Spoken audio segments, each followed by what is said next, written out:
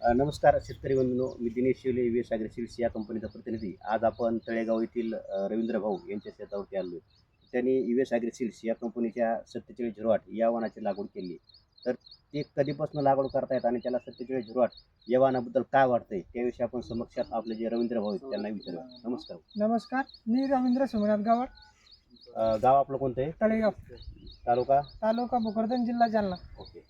तर तुम्ही कोणतं वाहन लावलं यूएस कंपनीचं? यूएस कंपनी 4708 कधीपासून लावता याला? 5 वर्षापासून लावतो. 5 वर्षापासून लावतो. यावर्षी किती पॅकेट लावले? यावर्षी 10 पॉकेट लावले. गेल्या वर्षी किती लावले होते? गेल्या वर्षी 8 पॉकेट लावले, यावर्षी 10 पॉकेट लावले. दरवर्षी 8 पॅकेटून 10 पॅकेट लावले यावर्षी, बरोबर आहे.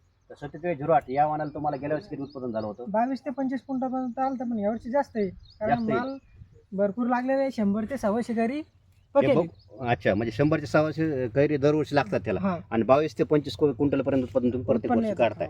म्हणून एक ना 5 वर्षापासून तुम्ही 4708 या वाहनाची लागवड करताय आणि रेग्युलर करताय. पुन्हा अजून भविष्यामध्ये लागवड करणार का 4708? हो लावलं. ओके. आणि जवळ जोपर्यंत मी शेती करतो तोपर्यंत 47 वाहन हे सोडणार नाही. 4708 हे वाहन सोडणार नाही. हा. धन्यवाद.